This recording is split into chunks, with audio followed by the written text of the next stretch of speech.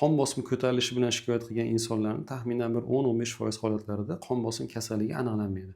Lekin ularda shikoyatda shunday bo'ladiki, doktor men qon bosimini ba'zi bir vaqtlarda o'lchatganimda norma chiqadi. Ba'zi bir holatlarda baland chiqadi. Necha chiqadi desangiz, masalan 130, 135 chiqadi. Lekin o'zim bezovta qilmaydi, shikoyat bo'lmaydi. Bu nima degani, nima qilsam bo'ladi, men oldini olish maqsadida murojaat qilyapman deyishadi. Endi ushbu holatlar qachon insonda yuz beradi? Bizda ya'ni insonlarda qon bosimining ko'tarilishiga, balandroq turishiga sabab bo'luvchi ba'zi bir normal, ya'ni fiziologik holatlar mavjud. Ushbu holatlar ovqatlanish, ya'ni ovqatlanganimizdan keyin oshqozonda ovqatni hazm bo'lish natijasida u qonga so'riladi va insonda energiya hosil bo'ladi. Ana shu energiya natijasida qon bosimi balandroq chiqadi odatdagidan. Yurak urishlari ham tezroq chiqadi. Endi yana bir holatlar bor. Insonni jismoniy harakati.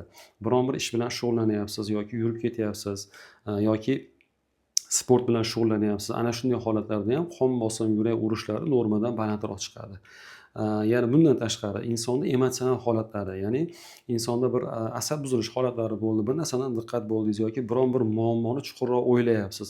Ana shu vaziyatlarda ham qon bosimi balandroq chiqishi, yurak urishlari ham tezroq chiqishligi mumkin. Bundan tashqari ayollarda homiladorlikda, ya'ni bu homiladorlik ham fiziologik normal holat. Odatdagidan ko'ra qon bosimi sal balandroq chiqishligi mumkin, yurak urishlari ham sal tezroq chiqishligi mumkin. Ushbu sanab o'tgan holatlar ham insondagi fiziologik normal holatlar hisoblanadi. Insonni bezovta qilmaydi.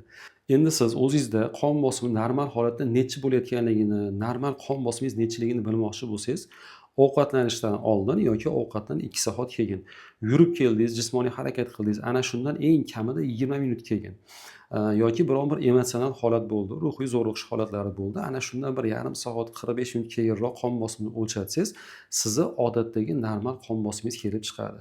Ana shu qon bosim sizni eng optimal, ya'ni siz uchun norma bo'lgan qon bosim hisoblanadi. Agar sizda mana shunday holatlar bezovta qilayotgan bo'lsa, aytaylik qon bosimingiz normada 110-70 yuradi yoki 120 ga 80 yuradi. Siz odatda o'lchatganingizda 130 chiqdi, 125 chiqdi.